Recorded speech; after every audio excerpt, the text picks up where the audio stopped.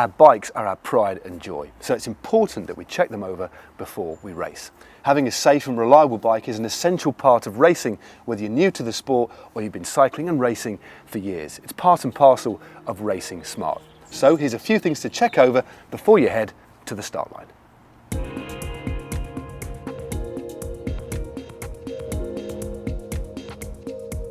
If you've driven to the race, you've most likely taken both wheels out of the bike. So when you arrive and put the wheels in, this is an ideal opportunity to make sure they're in the bike nice and secure.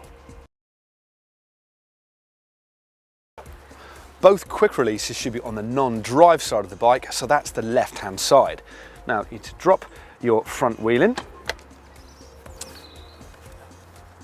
tighten the skewer. It doesn't need to be ridiculously tight, but still quite firm. There you go, and the quick release needs to be facing towards the back of the bike. The rear quick release again needs to be done up firmly, and this should be facing up and diagonally forwards like this. If you have it pointing backwards, there's a risk that someone could go into it and open it up whilst you're racing. Once you're sure your wheels are centered and secured properly, the next thing to look at are the brakes. These are the most important components on the bike because, of course, they'll allow you to slow down when you need to. Start off by testing the front brake, which for most British people is on the right-hand side. So apply the brake, push the bike forward, and the rear wheel should lift into the air. Then for the rear brake, which is obviously on the left-hand side, push the bike forward and the bike should stop completely still. The next thing you need to do is check that your brake pads are centered properly, and by that I mean that they're both equidistant from the rim, nice and centered. Now this is an opportunity also to check that your brake blocks aren't particularly worn, because if they are, you do need to replace them because you risk not getting through a muddy or wet race, and you actually risk losing all stopping power because it might wear all the way down to the metal. Brake pads these days are simple to replace yourself. You just need to get new rubber pads which fit inside the brake shoes.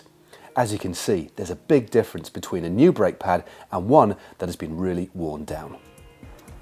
There are a couple of other things you need to check in relation to your brakes. And firstly, it's that your brake pad is in direct alignment with the braking surface on the rim, because if it's too high, it risks getting in contact with the tyre and blowing out, or if it's too low, you won't actually be in contact with the braking surface at all, and you may even risk going into the spokes. The final thing to check on your brakes is your caliper release mechanism, just here, if your brakes have one.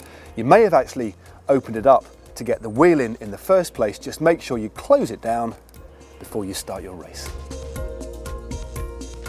Next up, you need to check your tyres. Now these are very important, of course, because they are the contact points between you and the tarmac. So firstly, check for signs of wear down the centre of the tyre, then look for signs of perishing on the side walls, and then thirdly, look for any holes or chips or bits of flint or glass that have become lodged in the tyre, perhaps from a previous ride, and make sure you remove those, or even consider changing the tyre if they're particularly bad.